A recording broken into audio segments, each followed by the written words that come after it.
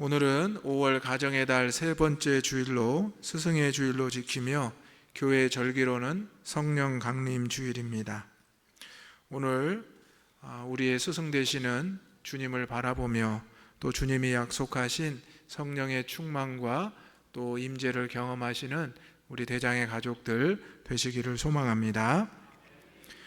여러분, 사제지간이란 단어를 예전에는 많이 사용을 했습니다. 스승과 제자의 사이라는 뜻인데요, 요즘은 이렇게 선생님에게 스승이라는 단어를 잘 쓰지도 않고 들려지지도 않습니다. 요즘 학교 선생님들이 참 힘들다고 합니다. 학생들이 예전처럼 선생님을 스승님이라 부르지도 않고, 예전에는 그림자도 밟지 않는다고 했는데 지금은 전혀 그런 모습들이 없어졌다고 합니다. 교회 학교 선생님들은 어떨까요? 학교 선생님들한테도 그렇게 하는데 교회 학교 선생님들도 쉽지 않은 이 시절입니다. 지금 2부 예배 시간에 우리 유치부 아동부 학생회 또 예배가 드려지고 있습니다. 이 예배 가운데 우리 다음 세대들이 하나님의 말씀을 듣고 또 선생님들의 가르침을 들을 때 하나님께서 다시 한번 영적으로 우리 대장교회가 사제지간이 회복되고 성령 충만하기를 간절히 소망합니다. 아멘. 우리는 스승하면 생각나고 떠올려지는 분들이 아마 있으리라 생각됩니다.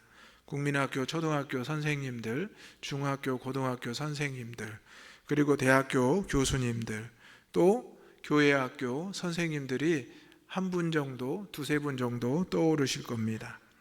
그런데 요즘 현대인들에게 새로운 스승이 있는데요, 무엇인지 아시죠? 바로 유튜브라는 선생입니다.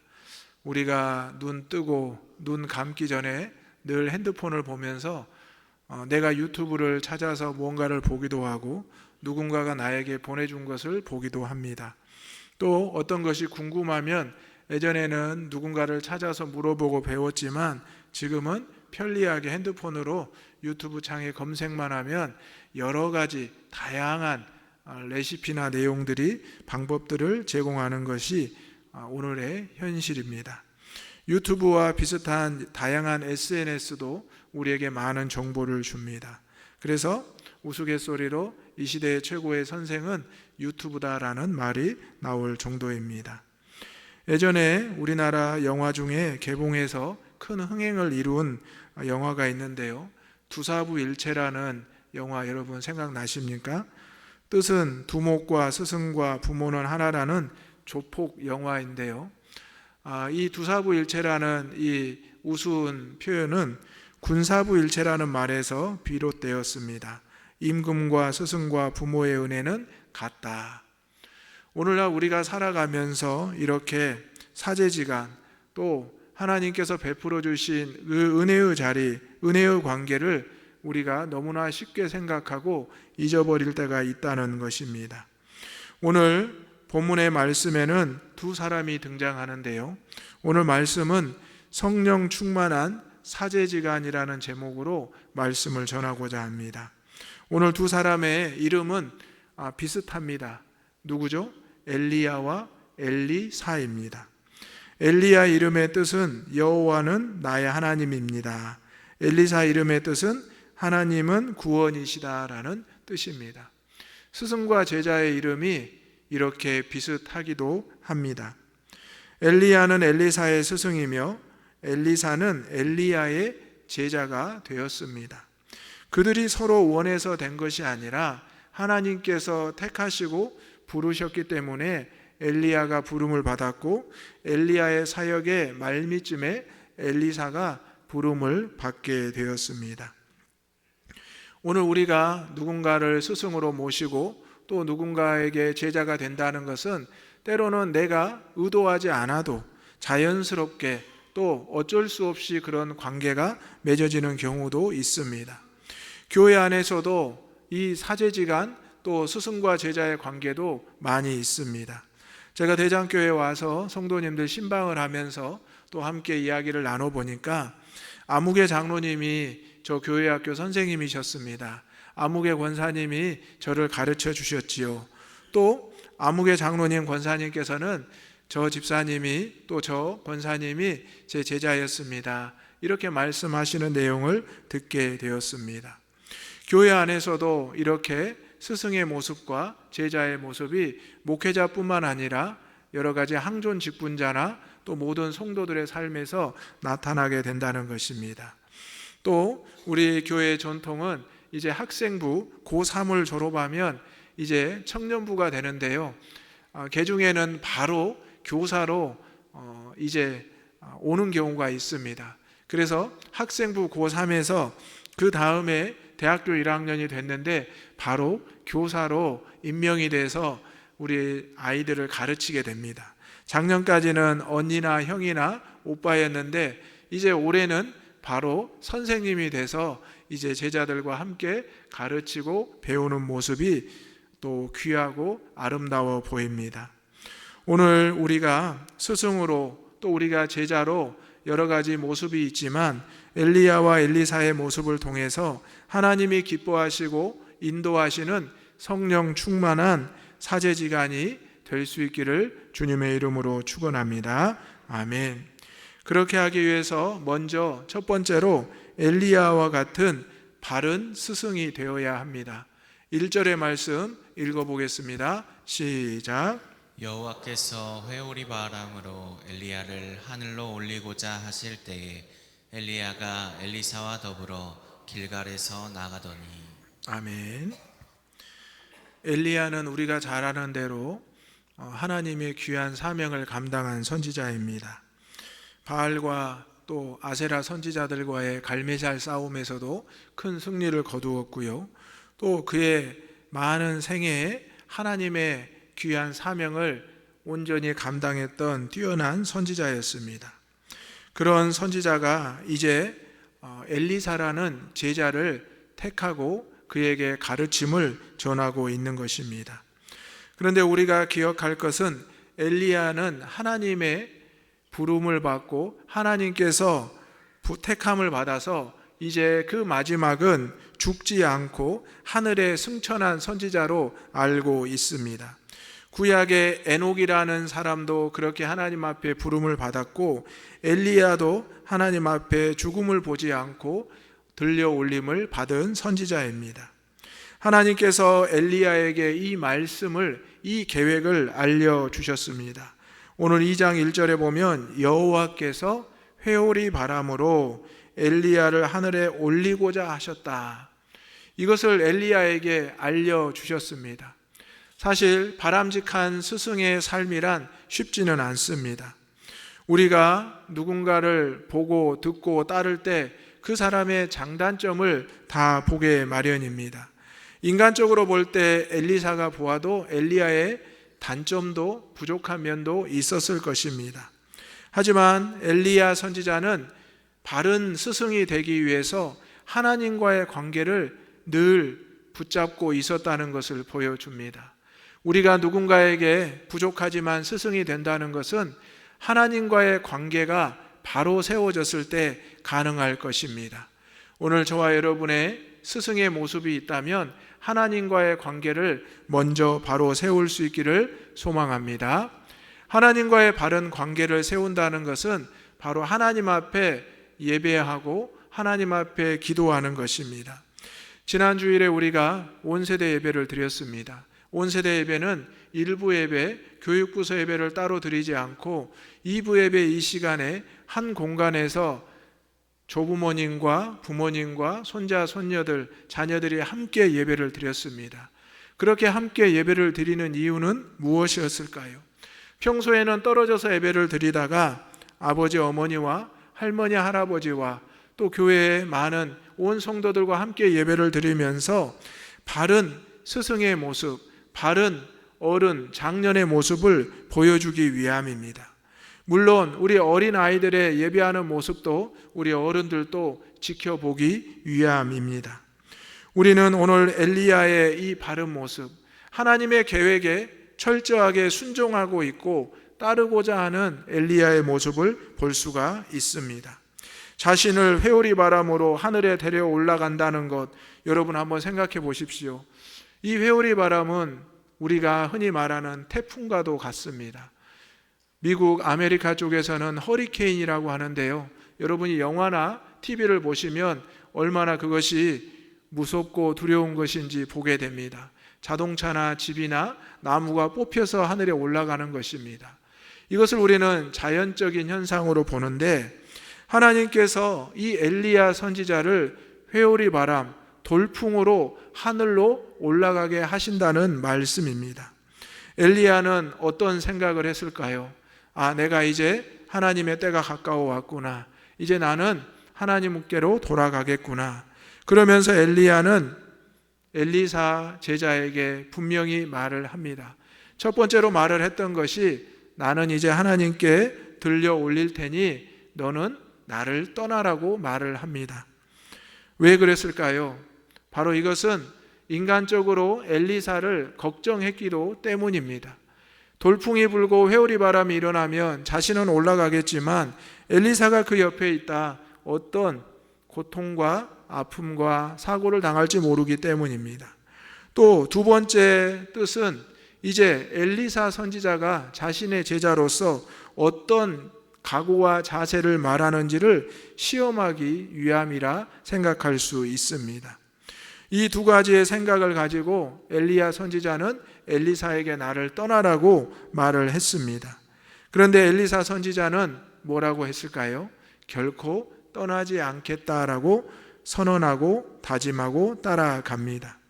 제자를 염려하는 이 스승의 마음, 또 제자가 하나님의 사명을 잘 감당할 수 있을까 시험하는 이 스승의 모습을 우리는 기억해야 합니다. 이것을 보고 우리는 아름다운 사제지간이고 또 하나님께서 기뻐하시는 사제지간의 모습으로 볼 수 있습니다. 오늘 우리가 세상에서 많은 스승을 만나고 많은 제자를 만납니다. 때로는 그 관계가 좋지 않게 시작하고 또 좋지 않게 끝나는 것을 보기도 합니다. 우리는 성경에도 많은 인물들을 통해서 관계와 또 그 사역의 연속성을 살펴보기도 합니다. 하지만 중요한 것은 하나님의 사역은 사람이 이어가는 것처럼 보이지만 하나님께서 택하시고 하나님께서 이어가신다는 것을 우리는 분명히 알아야 합니다. 사울 왕이 하나님의 기름 부음을 받았지만 그가 하나님 앞에서 끊어졌을 때 그 대신해서 다윗을 이어갔습니다. 그리고 다윗에서 솔로몬으로, 또 솔로몬의 그 아들로 이어갔지만 또다시 하나님을 떠났을 때는 그 나라를 둘로 쪼개시고 또 하나님께서 이어가게 하셨습니다. 오늘 바른 스승이었던 엘리야의 모습은 우리에게 여러 가지를 생각하게 합니다. 내가 누군가를 가르치고 누군가를 교육할 때가 있습니다. 교회에서도 마찬가지입니다. 내가 구역장 권찰로, 또 내가 기관의 부서장으로, 또 목회자로서, 항존 직분자로서 누군가에게 가르칠 때 우리는 먼저 하나님과의 관계가 바로 서 있어야 되고, 또 내가 그 사람에게 듣기 좋은 말만 해서는 안 되고, 때로는 그 사람에게 냉정하고 정확한 가르침을 해 주어야 한다는 것입니다. 그래야 그 사람이 스승을 통해서 하나님의 말씀을 들을 수 있고 그 믿음을 바로 세워갈 수 있다는 것입니다. 오늘 저와 여러분이 그 나이가, 그 인생에 많은 다른 모습들이 있지만 하나님께서 분명히 여러분을 스승으로 세울 때가 있습니다. 내가 자격이 없는데, 내가 부족하고 연약한데 어찌 누구를 가르칠 수 있겠습니까? 예수님과 또 많은 믿음의 사람들은 그 말과 행동을 통해 스승의 모습을 보여주셨습니다. 물론 우리가 예수님의 그 모습을 어찌 흉내내고 따를 수 있겠습니까? 하지만 지금 저와 여러분에게 주신 이 직분과 사명이 스승의 모습이라면 먼저 하나님을 바라보시고 하나님 앞에 순종할 때 우리의 말과 삶의 모습을 통해서 귀한 바른 스승의 모습이 보여지고 전해지게 될 줄로 믿습니다. 두 번째로 우리가 기억할 것은 엘리사와 같은 바른 제자가 되어야 한다는 것입니다. 9절의 말씀 다 같이 읽어보겠습니다. 시작.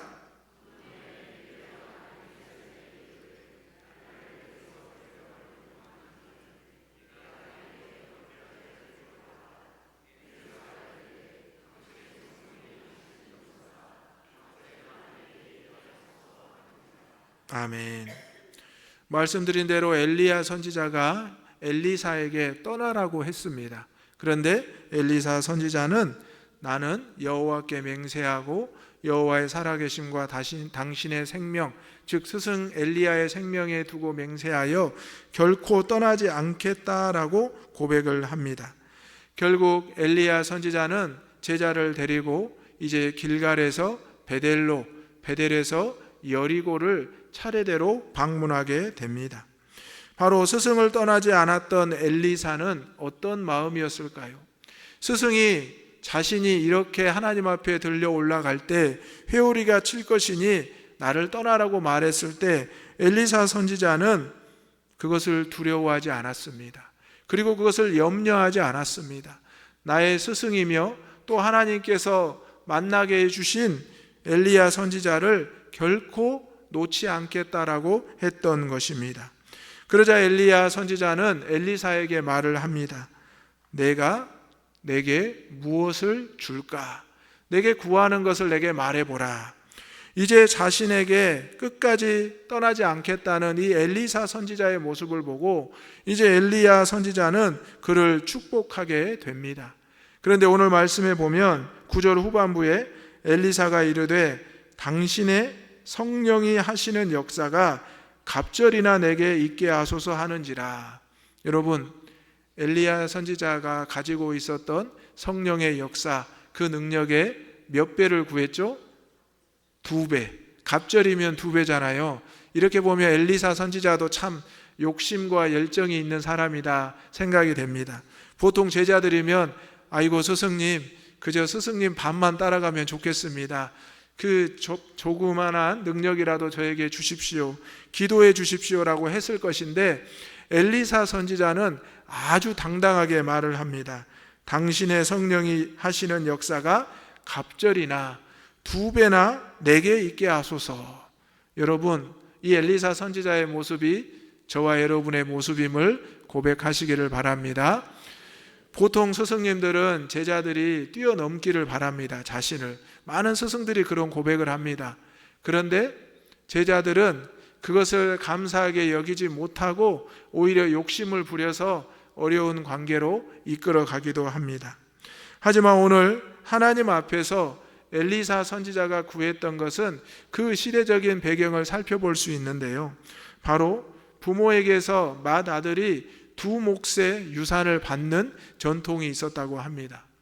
바로 맏아들이라는 것은 스승의 수제자인 엘리사가 이렇게 요청한 것이 바람직했다는 것입니다. 그리고 엘리사 선지자는 엘리야 선지자, 즉 스승이 하나님의 성령의 역사를 체험했던 것을 갑절이나 구했다는 거룩한 소망을 구했다는 것입니다.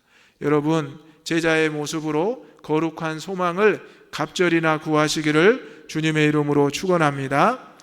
이렇게 우리에게 하나님이 은혜를 주신다고 하면 당연히 갑절이나 2배나 원하실 것입니다. 엘리야는 이런 엘리사에게 이렇게 또 대답을 합니다.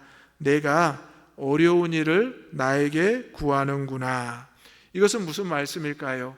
이러한 것은 내가 줄 수 있는 것이 아니라 나도 하나님 앞에 기도하고 하나님께서 주시는 것이다 라는 것을 제자에게 말씀한 것입니다. 마찬가지로 우리는 때로는 스승으로서 제자인 누군가가 우리에게 무엇을 요구할 때 우리는 분명히 그들을 가르쳐야 합니다. 이것은 내가 제자에게 너에게 주는 것이 아니라 하나님 앞에 기도하여 하나님의 뜻에 합당하여 주는 것이다. 그러므로 이 제자가 하나님 앞에 바른 신앙관을 가지고 바른 믿음으로 살아갈 수 있도록 지도를 해 주어야 한다는 것입니다. 제자도 마찬가지입니다. 스승을 통해서 하나님의 은혜를 구하되 바른 제자의 모습으로 겸손하고 순종한 선승의 모습을 본받아야 된다는 것입니다. 여러분, 우리의 삶 가운데 때로는 이 거룩한 소망과 이 거룩한 열정이 필요합니다. 하지만 이것이 너무나 지나치게 되면 때로는 이것 때문에 교만해지고 자만해지고 결국 하나님의 계획을 내가 주장하게 되고 내 뜻대로 바꾸려고 하는 욕심이 생기게 된다는 것입니다. 오늘 엘리사는 하나님 앞에서 그 스승인 엘리야 앞에서 거룩한 소망을 고백하고 있지만 결코 하나님의 뜻을 저버리거나 그 스승의 뜻을 저버리는 일을 행하지 않고 있습니다. 그저 그 스승이 말한 대로 그 스승이 걸어가는 대로 따라가고 있는 모습을 보여주고 있습니다. 오늘 우리가 제자로서 하나님이 세우신, 하나님이 보내신 이 스승들의 가르침을 듣고 따를 때 순종할 수 있고 겸손할 수 있기를 간절히 소망합니다. 제가 신대원을 졸업하고 대학원에 입학을 했습니다. 부푼 마음을 품고 대학원 1학기가 되었는데 대학원은 보통 2년을 다니고 학기제로 하면 3학기 코스웍이 끝나면 4학기 때 논문을 쓰게 되어 있습니다. 그래서 내가 4학기를 잘 다닐 수 있을까 이런 생각을 했습니다. 그런데 그 당시에 아주 유명한 어르신 교수님이 계셨습니다. 맹용길 교수님이라고 우리나라 신학교의 아주 귀한 어르신인데요. 그분이 이미 정년 퇴임을 했고 이제 정년 퇴임을 한 후에도 교수님들은 계속해서 강의를 하십니다. 그런데 이 교수님이 더 이상은 이제 할 수가 없으니 마지막 강의를 하겠다라고 했던 것이 바로 제가 입학했던 그 학기였습니다. 그래서 그 교수님께서 말씀하시기를 이제 내가 이 남은 한 학기 동안 즉 6개월도 안 되는 시간 동안 여러분에게 지금까지 내가 모든 것을 전수해 줄 테니 아예 1학년 1학기에 논문까지 씁시다 이렇게 말씀을 하는 겁니다.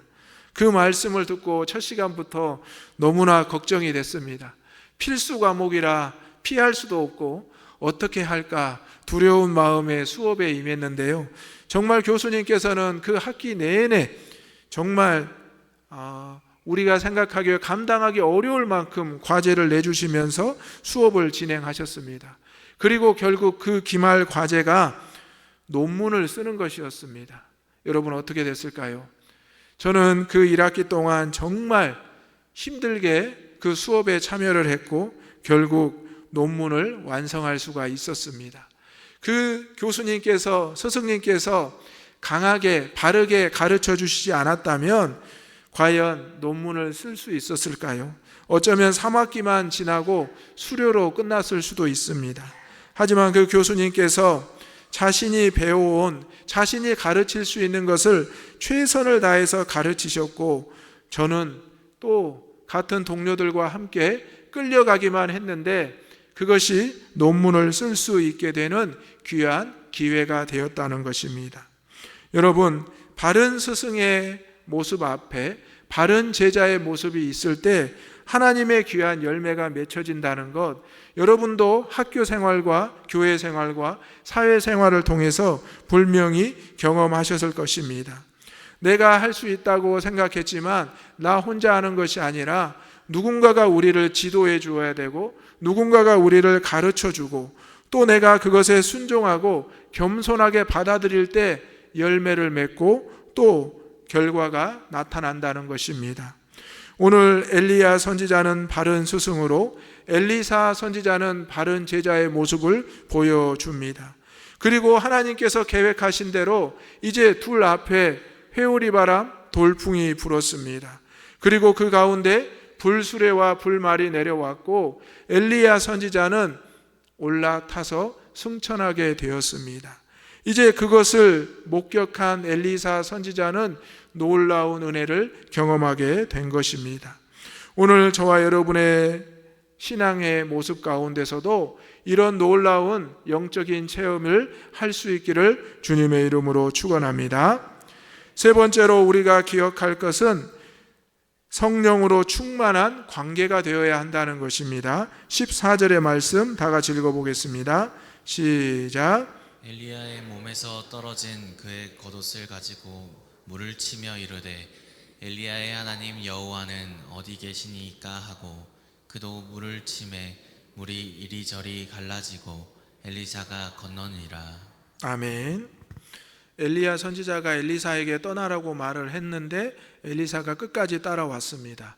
그때 이제 엘리야 선지자가 한 가지 놀라운 사건을 일으키는데요. 바로 길갈에서 베델로 가면서 이제 거기에서 요단가에 머무르게 되는데 건너가기 위해서 자신의 겉옷을 둘둘 말입니다. 그리고 물가에 치면서 기적을 일으키고 하나님의 이름으로 요단강의 물이 갈라지며 건너가게 됩니다. 이것을 엘리사 선지자도 체험을 하게 되었습니다. 그리고 나서 이제 엘리야 선지자가 하나님의 부름을 받았죠. 그리고 엘리사 선지자가 혼자 남았습니다. 이제 다시 돌아왔던 길로 가야 되는데 그도 이제 요단강을 만나게 됩니다. 어떻게 했을까요? 바로 엘리야의 옷과 자신의 옷을 둘둘 말아서 그 물을 강을 치기 시작합니다. 그러면서 그가 고백했던 것이 엘리야의 하나님 여호와는 어디 계십니까? 그리고 나자 그 요단강이 갈라지고 엘리사가 건너가게 된 줄로 믿습니다. 바로 스승이었던 엘리야 선지자가 하나님 앞에 놀라운 경험을 하고 이적을 보였을 때 이 엘리사 선지자도 그것을 기억하고 있다가 이제 자신이 하나님의 제자로서 이제 하나님의 선지자로서 사명을 감당할 때 그 스승이 보여주었던 그 모습을 행하였다는 것입니다. 그것은 바로 성령의 임재와 성령의 충만한 역사가 있었을 때 나타난 모습이었습니다. 엘리야의 승천은 하나님 말씀대로 이루어졌습니다. 엘리사는 요단강 앞에서 외치고 있습니다. 내가 하나님의 영광스러운 모습을 보았으니 나에게도 능력을 행할 수 있게 해 주십시오. 사실 엘리야 선지자가 내가 나에게 어려운 것을 구한다고 말을 했는데 그 뒤에 했던 말이 또 있습니다. 엘리사, 내가 하늘에 들려 올라가는 것을 보면 내가 구했던 갑절의 영감이 너에게 주어질 것이다. 하지만 그것을 보지 못한다면 그 영감은 주어지지 않을 것이다 라고 말을 했습니다. 엘리사 선지자는 과연 그것을 직접 보고 이제 그것을 생각을 한 것입니다. 성령으로 충만했던 엘리야와 하나님, 또 이제 성령으로 충만했던 엘리야와 엘리사, 이제 성령으로 충만한 엘리사와 하나님의 관계가 이루어지고 있다는 것입니다. 성령 강림 주일은 예수님께서 십자가에 달리신 후 부활하신 후에 제자들에게 나타나서 내가 이제 하늘에 승천하겠지만 약속하신 보혜사가 너희에게 임할 것이다 라고 했고 과연 50일 동안 기다렸던 그들에게 성령이 임한 그 날입니다. 오늘 저와 여러분에게도 약속하신 이 성령이 임하게 되고 하나님 앞에 스승으로 또 제자로 성령의 충만한 관계로 바로 세워지기를 주님의 이름으로 축원합니다. 오늘날 말씀드린 대로 스승과 제자의 관계가 무너지고 있습니다. 교회에서도 빈번히 나타나고 있습니다. 영적인 질서가 흐트러지고 무너지는 경우를 보게 됩니다. 하지만 우리는 교회 안에 영적인 질서가 있음을 분명히 알아야 됩니다. 하나님께서 엘리야를 통해서 엘리사에게 또 엘리사를 통해서 지켜보던 많은 선지 생도들에게 그 말씀을 보여주셨던 것처럼 오늘 우리 교회 안에서도 목회자를 통하여 항존 직분자를 통하여 또 장년을 통하여 우리 자녀들에게 귀한 믿음의 영적인 가르침과 질서가 나타나기를 주님의 이름으로 축복합니다.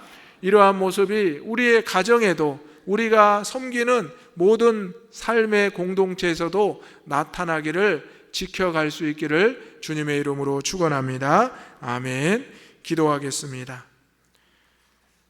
보혜사 성령님을 보내주신 아버지 하나님, 감사와 찬송과 영광을 올려드립니다. 하나님 안에서 스승과 제자였던 엘리야와 엘리사를 통하여 다시 한번 성령이 충만한 사제관계를 알려주시고 깨닫게 하시니 감사합니다.